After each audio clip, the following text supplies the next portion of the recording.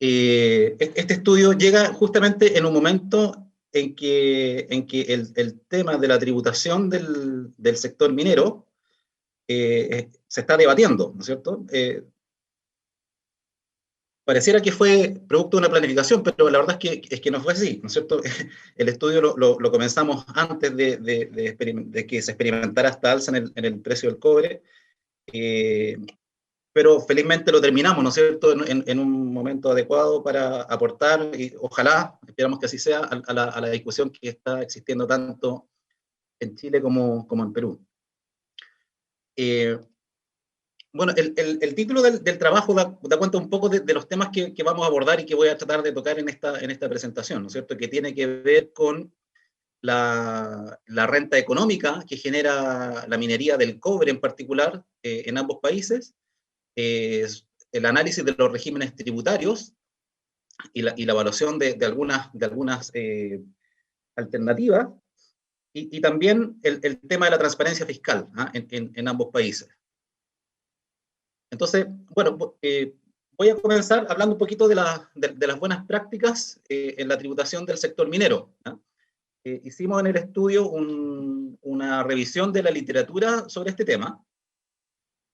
Bueno, y lo que uno encuentra, ¿verdad?, es que el sector minero tiene una serie de particularidades, ¿ah?, que a veces no son exclusivas del sector minero, pero sí se destacan o se exacerban en el sector minero, que son particularidades que hacen recomendable algún tratamiento tributario especial, ¿ah?, ya sea a través del cobro de los denominados royalties, o también a través de otorgar determinados beneficios, ¿ya? Algunas de estas particularidades que se mencionan en la literatura son, por ejemplo, la existencia de altos costos hundidos, ¿ya?, junto con largos periodos de producción, ¿verdad? El desarrollo de un proyecto minero requiere exploración, desarrollo, explotación, y todo eso puede durar varias décadas, ¿ah?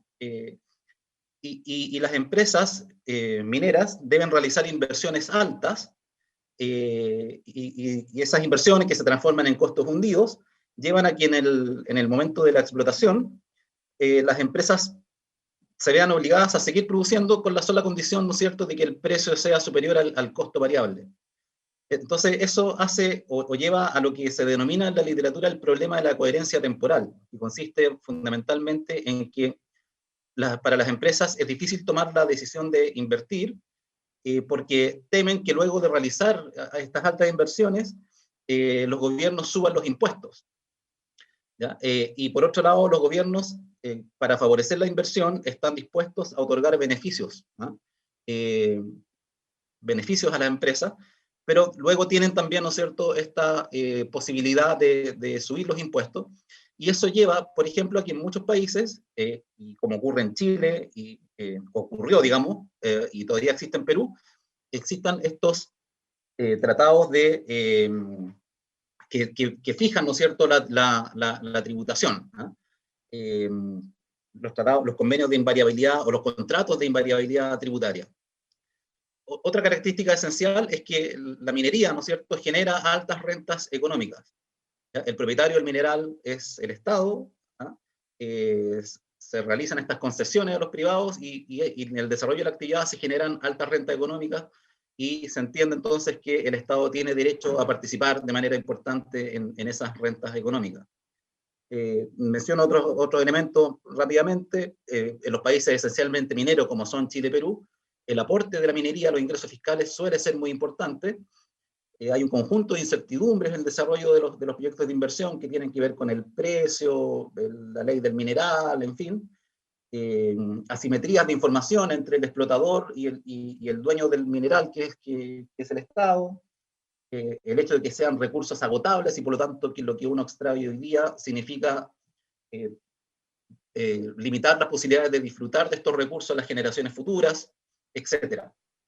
Entonces, todas estas particularidades del sector minero, como digo, hacen por una parte que hayan ciertos incentivos a la inversión, como son los contratos de invariabilidad tributaria, y también que se establezcan instrumentos especiales de tributación. Ahora, ¿cuáles son esos instrumentos?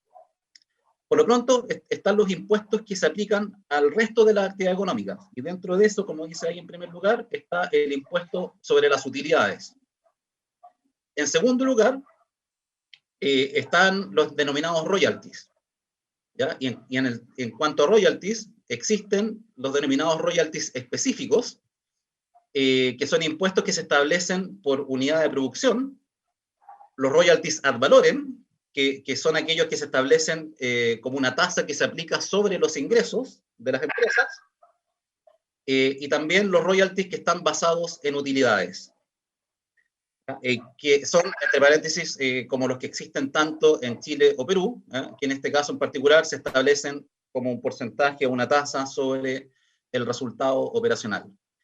Y adicionalmente, y en último lugar, ahí se mencionan los impuestos sobre las rentas económicas, que no son de los más utilizados, pero sí hay experiencias, ¿no?, en algunos países de impuestos que apuntan a gravar exclusivamente la renta económica, entendida como aquella renta que excede a la rentabilidad normal de un proyecto minero.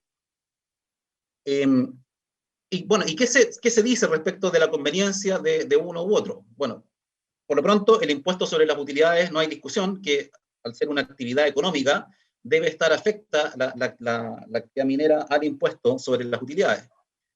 Y en cuanto a los royalties, bueno, la ventaja de los royalties específicos y ad valorem es que permiten a los gobiernos obtener ingresos desde el comienzo del desarrollo de un proyecto minero, independientemente de que esté aún en etapa de pérdidas.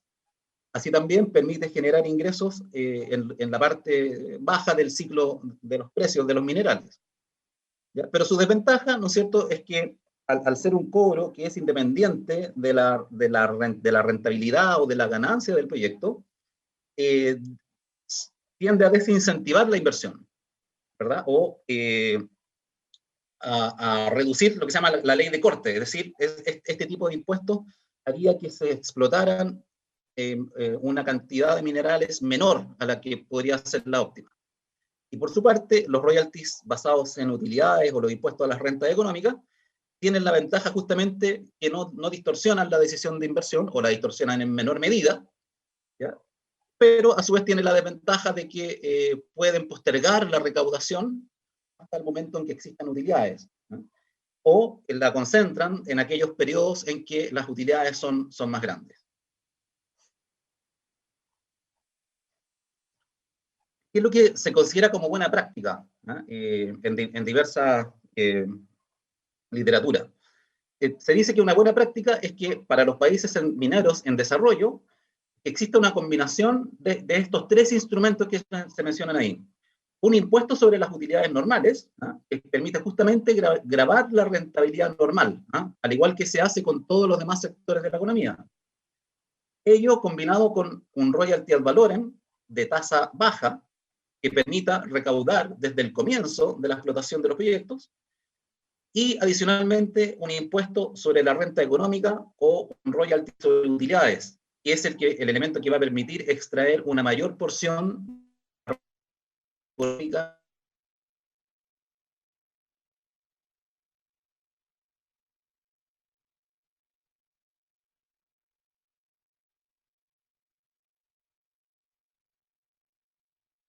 ese gráfico, ¿no es cierto?, se ve la participación en la producción mundial de los países, de los principales países productores de cobre.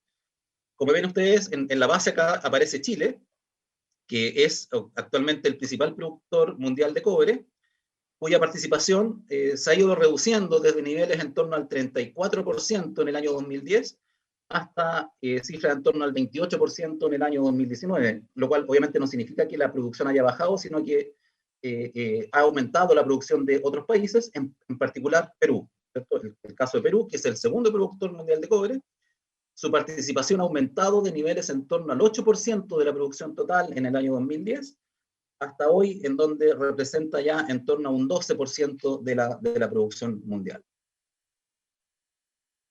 La producción en Chile, que se ve en ese gráfico desde el año 60 hasta ahora, actualmente bordea las 6.000 o los 6 millones de toneladas métricas de cobre fino, ¿ya? Como ven, hay un incremento importante a partir de comienzo del año 90, ¿ya?, en donde entra fuertemente la producción privada de cobre.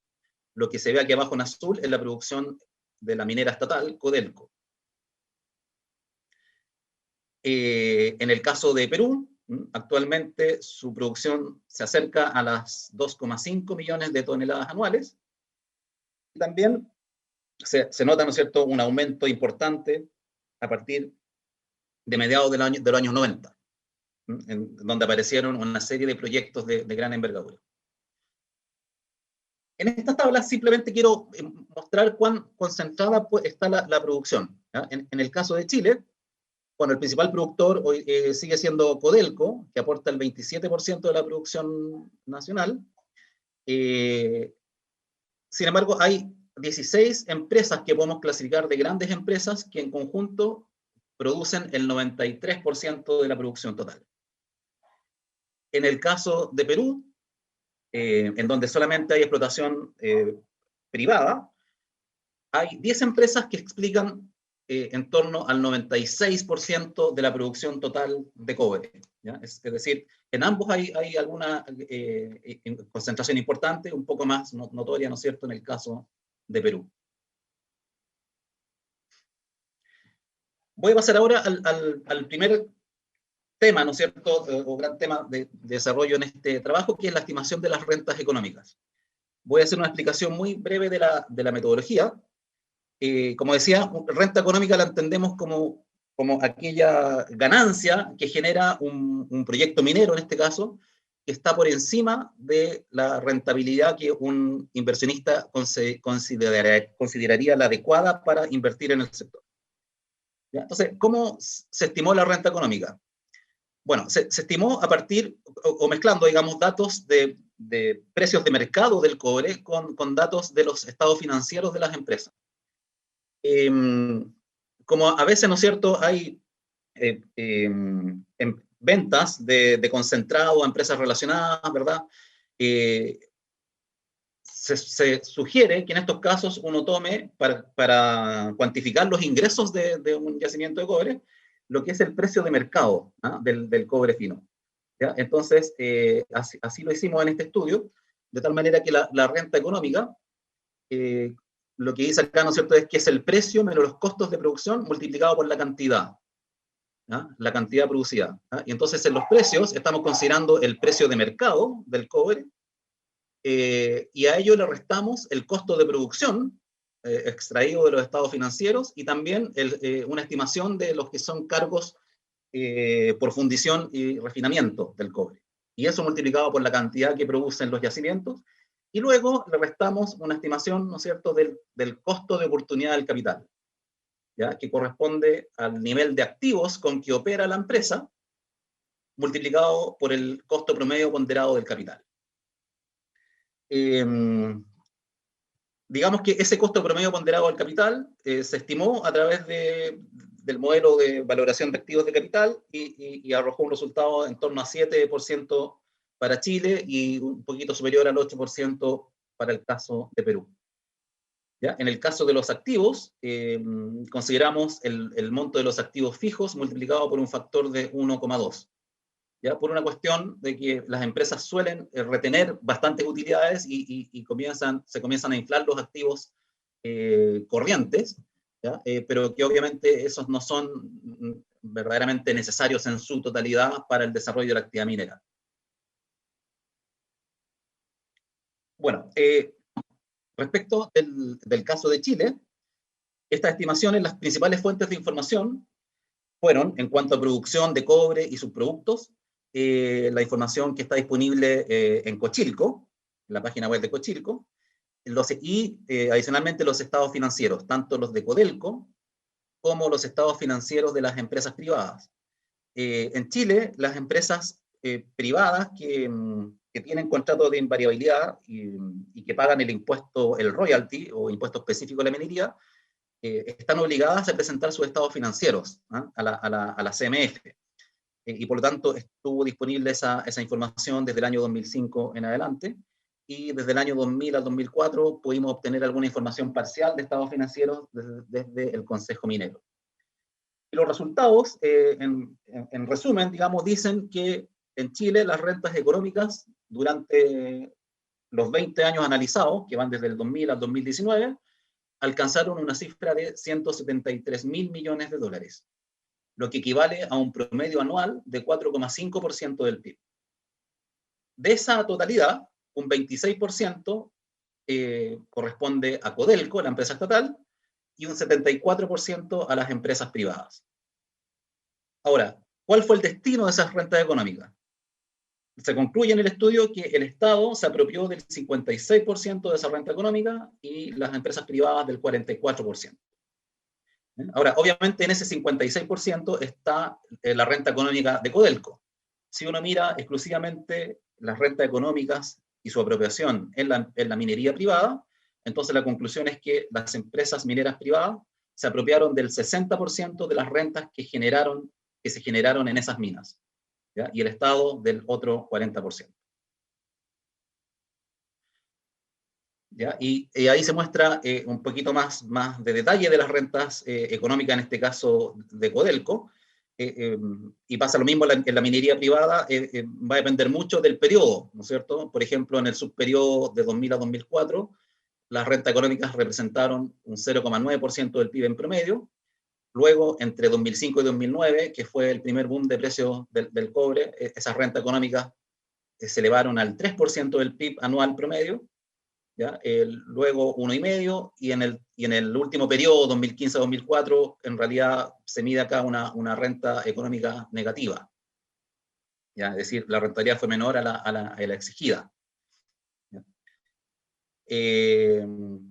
Y en este cuadro está lo mismo respecto de la minería privada. Se encuentra un poco el mismo, la misma conclusión. En el primer periodo, una renta en torno al 2,1% del PIB anual. En el periodo de precios altos se eleva a 7,8% del PIB anual en promedio, 4,1%, y finalmente en el último quinquenio en torno a 0,3% del Producto Interno Bruto.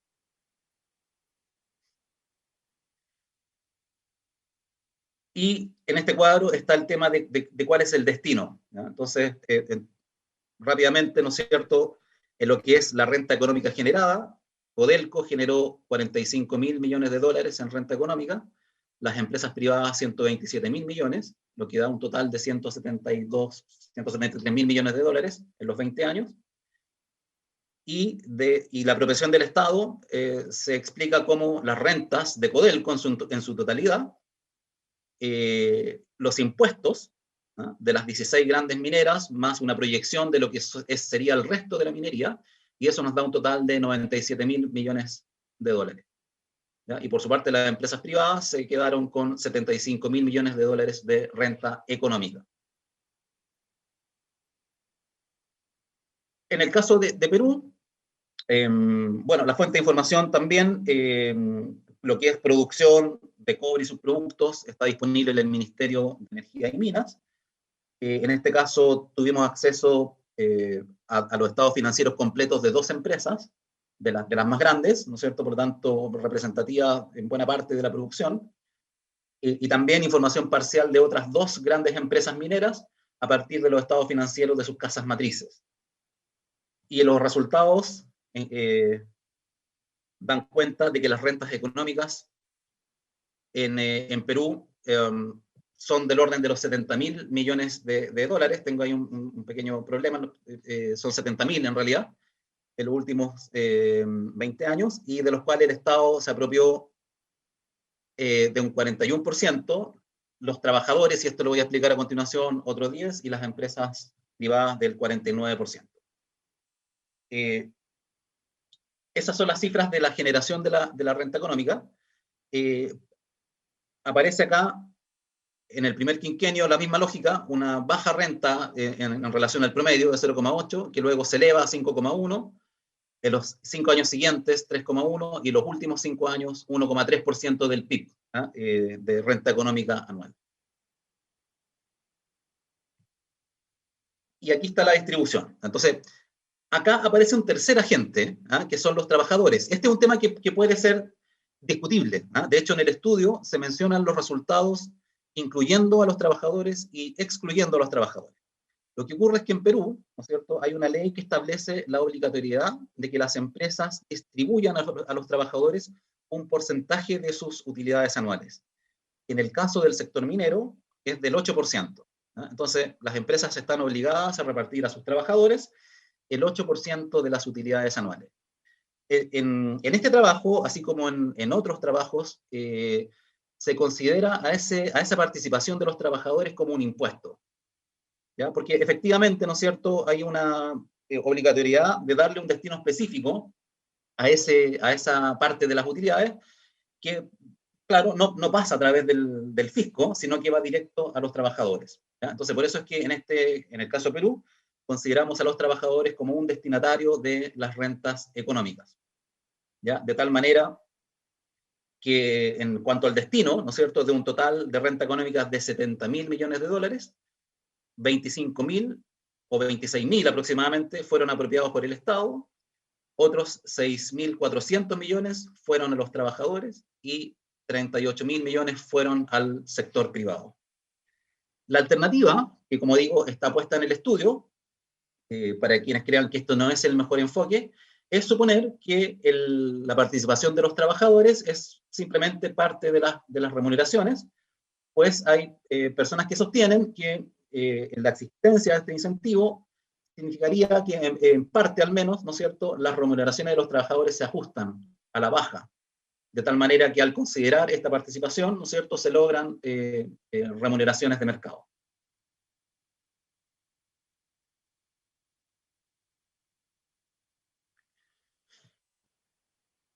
Algunos antecedentes sobre el régimen fiscal de la minería del cobre en Chile y Perú. Algunas principales características. En lo que se refiere al impuesto a las utilidades, lo que tanto en Chile como en Perú llamamos el impuesto a la renta, ¿no? Pero aquí lo hemos llamado impuesto a las utilidades para no confundirlo con el concepto de un impuesto a la renta económica. Bueno, primero en relación a la tasa. En Chile actualmente las mineras privadas pagan un 27% de impuesto sobre las utilidades, y en el caso de Perú va a depender de si están en régimen de invariabilidad o si no tienen invariabilidad. En el caso en que no hay invariabilidad se aplica la tasa general, que es 29,5%. Pero cuando las empresas firman un contrato de invariabilidad, se les suman 2 puntos a esa tasa y por lo tanto la tasa es 31,5%. Dentro de este mismo impuesto, uno de los principales beneficios que se otorgan son los regímenes de depreciación acelerada, ¿ya? Entonces, por ejemplo, en el caso de Chile, si miramos los principales activos en que tienen que invertir las empresas mineras, las construcciones, dependiendo del tipo de construcción, pueden depreciarse aceleradamente en 13 años o en 6 años. La maquinaria y las presas de relave se pueden depreciar muy rápidamente en 3 años. Y las instalaciones se deprecian en 5 años. En el caso de Perú, las construcciones se pueden depreciar en 20 años, la maquinaria en 5 años, las presas de relaves en 20 años y las instalaciones en 5 años. O sea, es relativamente más acelerada la depreciación en el caso de Chile. Respecto de los gastos de exploración, digamos que hay bastante similitud porque en ambos casos se permite la deducción inmediata. Sin perjuicio de que la ley también permite que esa deducción se difiera, en el caso de Chile hasta 6 años y en el caso de Perú hasta 3 años. Pero la empresa siempre puede tomar la opción de la deducción inmediata. Los denominados costos de desbroce o de stripping, en el caso de Chile se consideran un costo de producción y por lo tanto su deducción como gasto se difiere en la medida en que se va extrayendo el mineral, ¿ya? En Perú, en cambio, se permite una aceleración mayor, puesto que las empresas pueden también hacer la deducción inmediata o hasta en 3 años. Y en lo que se refiere al tratamiento de las pérdidas tributarias, en el caso de Chile, se permite el arrastre hacia adelante sin límite de tiempo, y en el caso de Perú se dan 2 alternativas: un arrastre hacia adelante hasta por 4 años y no más, o bien un arrastre hacia adelante sin límite de tiempo, pero en cuyo caso solamente se puede deducir hasta el 50% de las utilidades por concepto de pérdidas, de tal manera que se asegura de que se va a tributar por el otro 50%.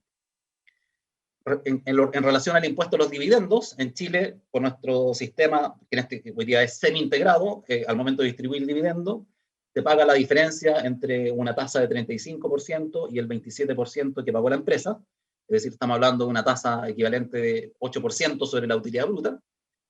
y en el caso de Perú se aplica una tasa a los dividendos del 5%, que en este caso es sobre la utilidad neta, sobre lo que efectivamente se distribuye. Y respecto a los royalties mineros, en Chile existe el impuesto específico a la actividad minera, que consiste en una escala de tasas progresivas en función del margen operacional minero porcentual, ¿ya? Cuya tasa efectiva varía entre 5 y 14%, dependiendo de cuál sea el margen operacional en cada año.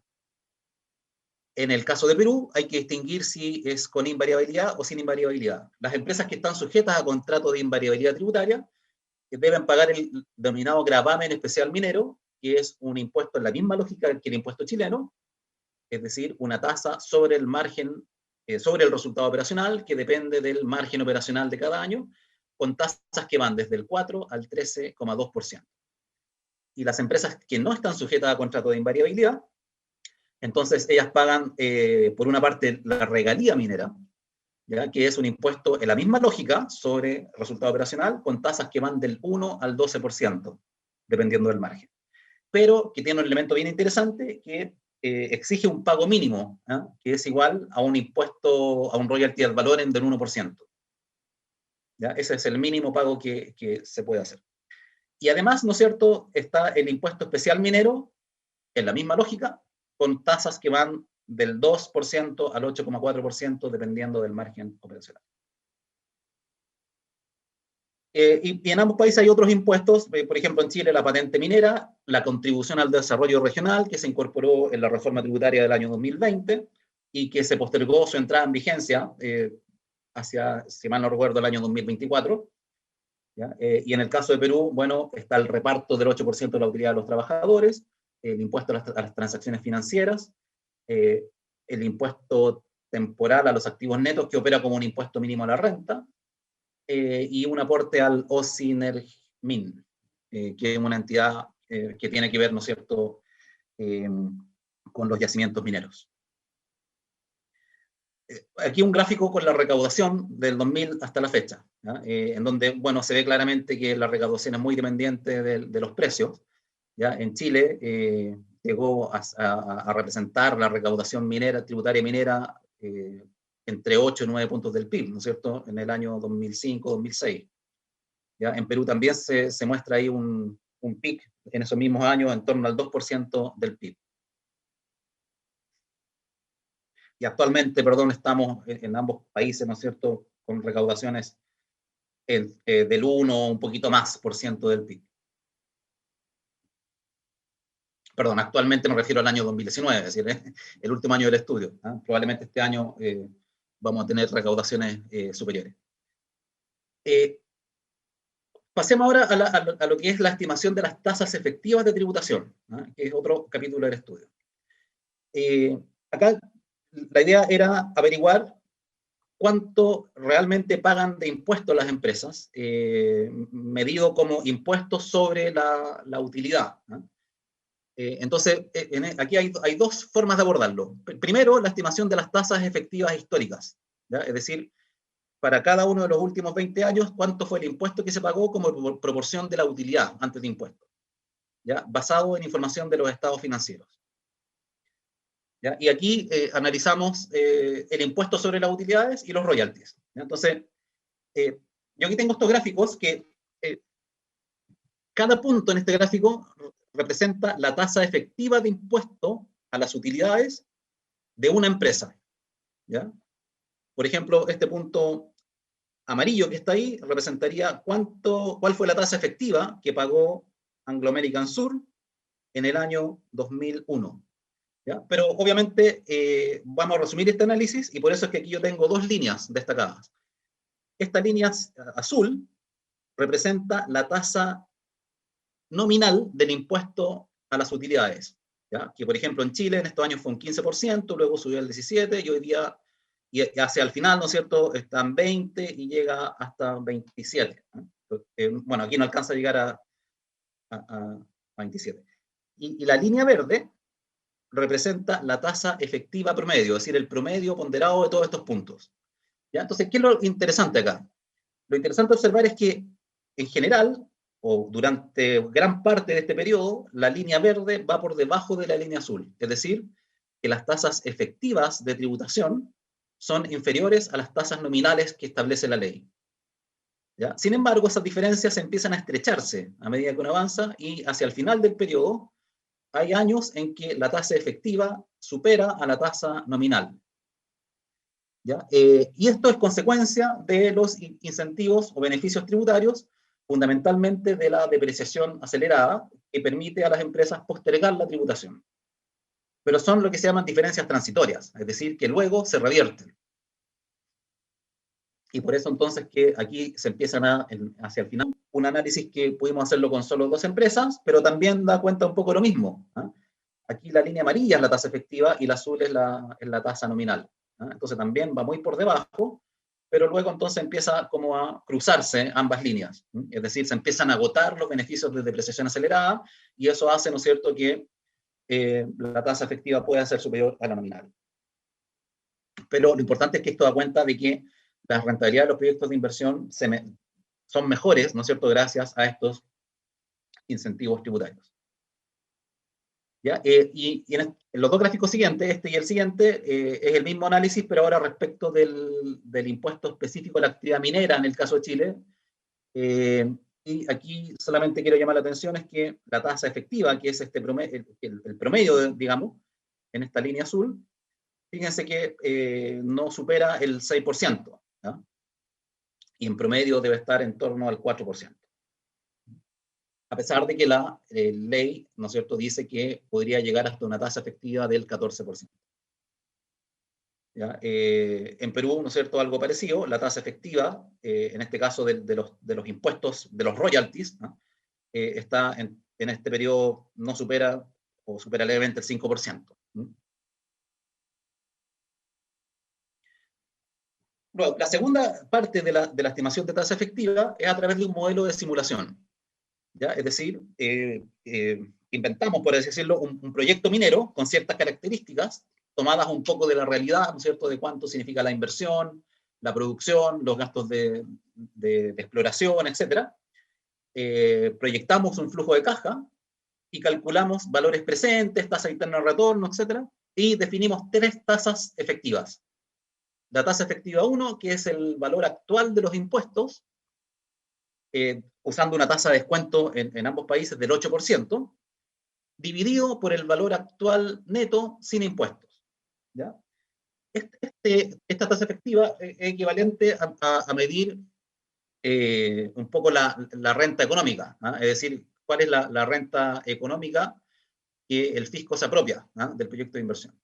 ¿Ya? O sea, si esta tasa me da qué sé yo, un 50%, significa que el fisco, un 60% significaría que el fisco se está quedando con el 60% de la renta económica. La tasa efectiva 2 es el valor actual de los impuestos dividido por el valor actual de las utilidades financieras. ¿Ah? Es decir, es una tasa como uno la mide para fines tributarios. ¿Cuánto impuesto pago dividido por la utilidad que gané? Pero en valor presente. Y la tasa efectiva 3, que es ver cómo afecta los impuestos a la tasa interna de retorno del proyecto. Esos son los supuestos del proyecto. Cosas fundamentales, estamos pensando en un proyecto con una inversión de $1.500 millones, que va a tener una producción de 125.000 toneladas de cobre fino. Estamos suponiendo un precio del cobre de $3 la libra, y unos costos operacionales antes de depreciación de $1,6 la libra. Y en resumen, ¿qué es lo que encontramos? Para el caso de Chile, me voy a concentrar en la parte baja de esta tabla. La tasa efectiva 1, 45,9%. ¿Ah? Es decir, en este proyecto, con estas características, el fisco se quedaría con el 45,9% de la renta económica. La tasa efectiva 2, 29,1%. ¿Ah? Es decir, utilidad partido por, perdón, impuestos partido por utilidad, 29,1%. Y la tasa efectiva 3, que dice, bueno, la tasa interna de retorno desde el punto de vista del inversionista, baja en un 10% producto de los impuestos. Y para Perú, Si hacemos el contraste, ¿no es cierto?, la tasa efectiva 1 nos daría un poco más que en Chile, 59,7% en el caso con invariabilidad tributaria y 58,1% sin invariabilidad tributaria. ¿Ya? O sea, en Perú, con el régimen actual, suponiendo que permanece vigente los próximos 20 años, el Estado se apropiaría, ¿no es cierto?, de una mayor proporción, incluyendo, ¿no es cierto?, la participación de los trabajadores, como si fuera un impuesto. Y la tasa efectiva 2, ¿no es cierto?, que en Chile es 29,1, en Perú estaría entre 37 y 38%. Es decir, los impuestos son hoy día un poco más altos o tienen un efecto mayor, ¿no es cierto?, en el caso de Perú que en el caso de Chile. A nivel de impuestos, si miramos esta tabla un poquito más arriba, ¿no es cierto?, vemos que este es el valor presente de los impuestos. ¿Cuáles son los impuestos más importantes? En Chile, por lejos, ¿no es cierto?, el impuesto sobre las utilidades, ¿no? 577 millones de dólares en valor presente. Los royalties mineros explicarían 128 millones de dólares y luego el impuesto a los dividendos. En Perú es un poco lo mismo, ¿no es cierto? El principal impuesto, ¿no es cierto?, es el de las utilidades, ¿no? El de la tercera categoría, que es como se llama en Perú, ¿verdad? Y luego bueno, son más importantes, digamos, las utilidades de los trabajadores que el royalty minero. El royalty minero es más o menos parecido al caso de Chile. Ahora, uno puede pensar, bueno, ¿y por qué es tanto más grande el impuesto a las utilidades en Perú, si las tasas no son tan distintas? Bueno, la tasa de Perú es un poco más alta, pero también, recuerden, las depreciaciones aceleradas son más aceleradas en Chile que en Perú, y eso también explica esa diferencia. Acá estoy mostrando las tasas efectivas en función del precio del cobre. Simplemente quiero llamar la atención en que estas tasas efectivas tienden a bajar a medida que el precio sube. Esto es una simulación, suponiendo qué pasaría si el precio llegara hasta $5 la libra. Bueno, yo dudé si ponerlo porque me parecía como muy extremo esto, ¿no es cierto? Pero bueno, hoy día estamos cerca, ¿no? Así que quedó bien el gráfico, yo creo. Entonces, no son impuestos progresivos, como se entiende progresividad, ¿no es cierto?, en el tema de la explotación de recursos naturales. Uno esperaría que las tributaciones permitieran que el fisco se llevara un porcentaje mayor a medida que el precio crece, ¿no? Porque hay más renta económica. Y también quiero llamar la atención sobre esto. ¿Cuál sería la tasa promedio de los royalties que tenemos en Chile y Perú en función del precio? En Chile, la tasa máxima podría ser un 12,3%, ¿ya? Hay un tema técnico, porque yo dije antes que la tasa máxima es 14, ¿ya? Esa es como la nominal, digamos, de la ley, pero por unos efectos técnicos, en realidad no podría sobrepasar el 12,3. Sin embargo, fíjense ustedes, si el precio del cobre llegara a ser $7 la libra, estaríamos en una tasa del 8,8. En el caso de Perú, la tasa máxima es 12, ¿ya? Pero solo llegaríamos al 5,4, ¿ah? O al 7,3 de un máximo de 13,1 en el gravamen especial, o a un 4,3 de un máximo de 8,4 en el impuesto específico de la minería. Es decir, si bien las leyes establecen tasas nominales altas, es muy improbable llegar a esas tasas máximas, ¿ya? Porque los márgenes nunca van a ser tan grandes como los que presupone las leyes de ambos países. ¿Ya? Entonces, bueno, evaluamos las tasas efectivas de algunos regímenes alternativos. ¿Y qué simulamos acá? Bueno, simulamos en primer lugar qué pasaría si se elimina la depreciación acelerada para acercar la tasa efectiva a la tasa nominal. Segundo, evaluamos, estas evaluaciones las hicimos con el modelo de Chile, ¿ya? Pero son equivalentes para ambos países. Entonces, en el escenario 2, evaluamos qué significaría cambiar el royalty minero actual, el impuesto específico de la minería, por uno más progresivo, o hacerlo más progresivo. ¿Y de qué manera? Bueno, que las tasas marginales fueran entre 20% y 75%, en vez de las actuales que son entre 5 y 34,5%. Lo cual significaría que las tasas efectivas fueran entre 16,7 y 32,7, en vez de las actuales que son de 4,6 a 12,3. Y la tercera alternativa evaluada, que fue reemplazar los actuales royalties por un impuesto a la renta económica del 75%, del cual se pudiera deducir los impuestos sobre las utilidades y sobre los dividendos, de tal manera que uno dijera la tasa máxima que se va a pagar aquí, una empresa minera, va a ser equivalente siempre al 75% de la renta económica. ¿Ya? ¿Y qué nos dicen los resultados? ¿Ah? Ahí tengo aquí arriba la tasa efectiva 1, es decir, la que nos muestra qué porcentaje de la renta económica se llevaría el Estado. ¿Ya? Entonces, en el régimen actual hay un precio del cobre que es 2,46 dólares la libra, que es como el punto de equilibrio. Digamos, en ese escenario, el régimen actual permite que el fisco se llevara el 100% de la renta económica. A medida que el precio sube, el porcentaje de la renta económica que se lleva al fisco va bajando, hasta un 38%, si es que el precio es 5. Eliminar la depresión acelerada significa que en el escenario de equilibrio, el fisco se llevaría el 124% de la renta económica, o sea, más que la renta económica. ¿Ya? Y permitiría, ¿no es cierto?, aumentar las tasas, dependiendo del precio, entre 2 3 puntos porcentuales. ¿Ya? El impuesto más progresivo, ¿no es cierto?, el específico más progresivo, permite tasas mayores, un poquito más grandes. Por ejemplo, acá en un precio de 4, pasar de una tasa efectiva 1, de 39,3% a 49,8%. O sea, que el fisco, en vez de llevarse el 39% de la renta económica, se podría llevar casi el 50%. Y la última alternativa, que es reemplazar el royalty actual por un impuesto a la renta económica, bueno, por definición, va a significar que, salvo cuando estamos, ¿no es cierto?, en el escenario de punto de equilibrio, significaría, en el fondo, cobrar un 35%, un 75% de la renta económica. ¿Ya? Y acá abajo están las tasas efectivas. La tasa efectiva 2, digamos, impuestos partido por utilidades. ¿Ya? Entonces, por ejemplo, en este caso, yo dije, Chile hoy día con un precio de 3 tiene una tasa efectiva de 29,1%, significaría elevarla a 33%, eliminando depresión acelerada, 37,4%, haciendo que el específico sea más progresivo, y a un 51,4%, reemplazándolo por un impuesto a la renta económica. Por supuesto que, claro, todo va a depender de los parámetros con los que uno diseñe estas dos alternativas, al menos, ¿no es cierto?, el impuesto específico y el impuesto sobre la renta económica. Pero aquí quería llamar la atención sobre un punto. ¿Por qué los especialistas prefieren los impuestos a la renta económica o sobre utilidades más que los ad valorem?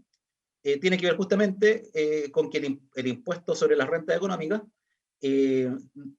nunca va a llevar a que los proyectos dejen de ser rentables. Por ejemplo, acá, aun cuando estemos en un precio que calculamos como el de equilibrio, sigue siendo relevante, importante para la empresa privada invertir, porque se queda, ¿no es cierto?, con su rentabilidad base, y en este caso más una parte de la renta económica. En cambio, en estas dos alternativas que simulamos, a pesar de que son también sobre utilidades, el mismo proyecto que tiene su punto de equilibrio en 2,46 dejaría de ser rentable en estas dos alternativas, ya sea que elimine la depresión acelerada o que haga un royalty más progresivo.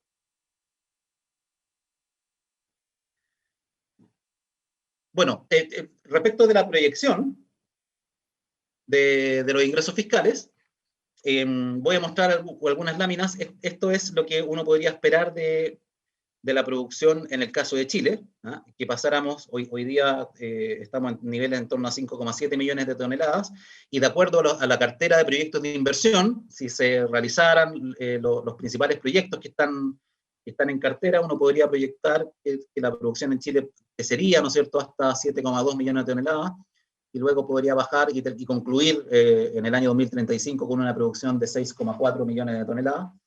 Casi todas esas variaciones, ¿no es cierto?, provenientes de la minería privada, porque en el caso de Codelco, más bien lo que se proyecta es como una leve reducción de su producción. Y en el caso de Perú, va a depender mucho de qué proyectos se hagan, ¿no es cierto? En la cartera de proyectos hay proyectos que tienen una clara fecha de inicio y otros que no lo tienen. ¿Ya? Entonces, hoy día Perú está en torno a 2,1 millones de toneladas. Si se hicieran los proyectos, solamente aquellos que tienen fecha de inicio, podría llegar al año 2035 con una producción de 3,4 millones de toneladas. Pero hay un conjunto de otros proyectos que no tienen fechas de inicio y que si se hicieran, ¿no es cierto? Es tal vez muy poco probable que se hagan todos, ¿verdad? Pero podría llegar a producir hasta 5,3 millones de toneladas, ¿no es cierto?, al término del año 2035. Y eso, ¿no es cierto?, obviamente tiene algunos efectos que pudimos proyectar también basados en información de la cartera de proyectos de inversión de ambos países, en recaudación. Por ejemplo, en el caso de Chile, y aquí por supuesto que va a depender del precio, pero si pensáramos que el precio promedio fuera de $3 la libra, entonces, y se hicieran los proyectos base y probables, la recaudación que hoy día es levemente superior a los 2.000 millones de dólares, podría alcanzar o acercarse a los 3.000 millones de dólares. ¿Ya? Y se hicieran, además de los proyectos base y probables, aquellos que son posibles y potenciales, es decir, que tienen, por así decirlo, una menor probabilidad de realizarse, pero si se realizaran, ¿no es cierto?, la recaudación podría elevarse, ¿no es cierto?, a 3.800 millones de dólares aproximadamente. ¿Ya? Y en el caso de Perú, con una recaudación actual en torno a los 1.700 millones de dólares, podría elevarse a unos 2.500 millones de dólares si se realizaran los proyectos que actualmente tienen fecha definida de puesta en marcha. ¿Ya? Y si se hicieran todos los proyectos, entonces ahí podría haber un aumento mucho más importante de la recaudación, que podría llegar hasta cerca de los 4.000 millones de dólares, ¿no?, producto de la minería del cobre. No lo, obviamente la demanda de cobre está bastante asegurada, producto, ¿no es cierto?, de los efectos de la electromovilidad, ¿ya?, en donde un auto eléctrico, ¿no es cierto?, hoy día demanda una cantidad de cobre muy superior a lo que es un automóvil convencional, ¿no es cierto? Entonces, ese elemento como principal, pero también otros, hacen que las proyecciones de demanda sean crecientes hacia el futuro. Para ir concluyendo, sobre el tema de la transparencia, ¿ya? El estudio hace un análisis en función de los criterios de transparencia de la iniciativa 80, ¿ya?, a la cual Perú adhiere. Chile, en cambio, no adhiere a esa iniciativa. Pero esa iniciativa distingue una serie de actividades, ¿no es cierto?, para las cuales se promueve la transparencia, que tienen que ver con el marco legal e institucional, la exploración y producción, la recaudación de ingresos, la distribución de los ingresos y el gasto social y económico. En el estudio hay una evaluación paso por paso de lo que existe en cada país, y la verdad es que hay bastantes aspectos positivos. Por lo tanto, aquí yo solamente voy a mencionar aquellos en donde el estudio concluye que faltan cosas. Entonces, por ejemplo, lo que es marco legal e institucional, hay un requisito, el requisito 3, que se refiere a la divulgación de contratos.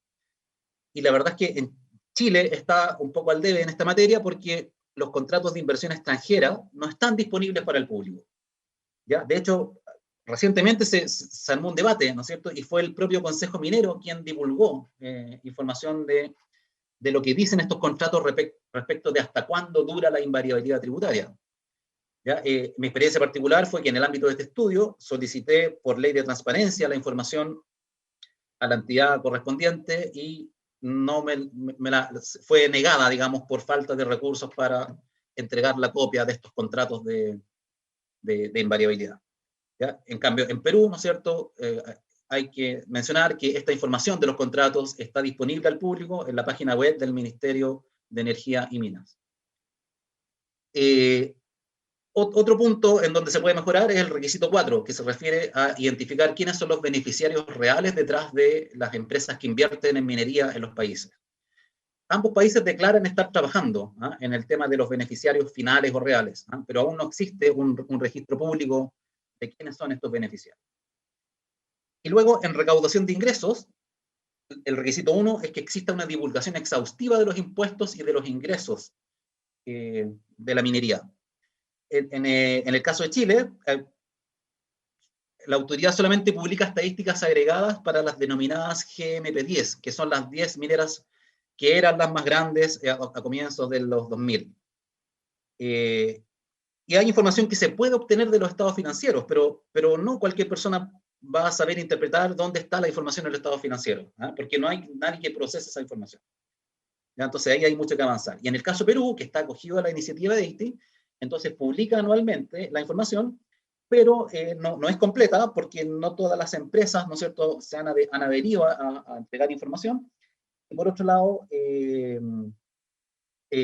un cierto retardo, ¿no es cierto?, falta de oportunidad en la información, porque al momento del estudio estaba solamente disponible hasta el año 2016.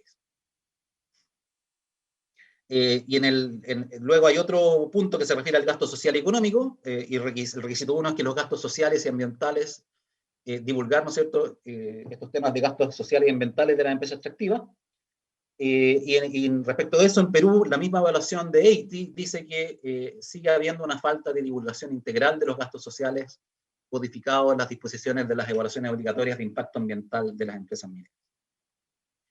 A modo de conclusión, o recomendaciones, ¿no es cierto?, en lo que se refiere a política fiscal, yo diría que tanto Chile como Perú tienen unos instrumentos tributarios que son razonables, ¿ya? De hecho, hay más de un estudio que alaba un poco los instrumentos que ha escogido Chile y Perú para gravar a la actividad minera.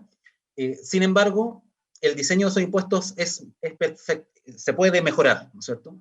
Se puede mejorar con el objeto de permitir que una mayor proporción de la riqueza que generan los minerales queden en los países, ¿ya? Y una alternativa para ello, como vimos, podría ser mejorar la progresividad de los actuales royalties sobre utilidades, de tal manera que tengan tasas marginales que realmente sean alcanzables a precios razonables, ¿ya? Lo cual significaría aumentar las tasas y acortar los tramos de márgenes. Y una segunda alternativa, que sería reemplazar los actuales royalties por un impuesto sobre la renta económica de una tasa alta, ¿ya?, que habría que definir, ¿no es cierto? El estudio propone o evalúa un 75%, no es que se case con esa propuesta, en realidad es un tema que hay que definir cuánto es razonable que el fisco se quede del total de la renta económica. Y es importante también tener un mayor control sobre la evasión, ¿ya? No se sabe mucho cuánta evasión hay en el sector minero, pero al menos en Chile hay mucha preocupación por eso. Algunos dicen que son más bien mitos y otros dicen que no, que son una realidad. Y entonces lo que hay que hacer es simplemente darle a la aduana, al Servicio de Impuestos Internos, a la SUNAT en Perú, los recursos necesarios para que puedan controlar y de esa manera dar tranquilidad a la ciudadanía de que se pagan los impuestos que corresponden. En el tema de transparencia, bueno, ya lo acabo de decir, hay algunos puntos, ¿no es cierto?, en los que hay que mejorar. En el caso de Chile, la divulgación de los contratos. En ambos países tener información más completa y oportuna de las recaudaciones de las empresas. Bueno, y Chile también tal vez debería evaluar la conveniencia de adherir a esta iniciativa de transparencia EITI. Bueno, y con eso concluyo. Muchas gracias.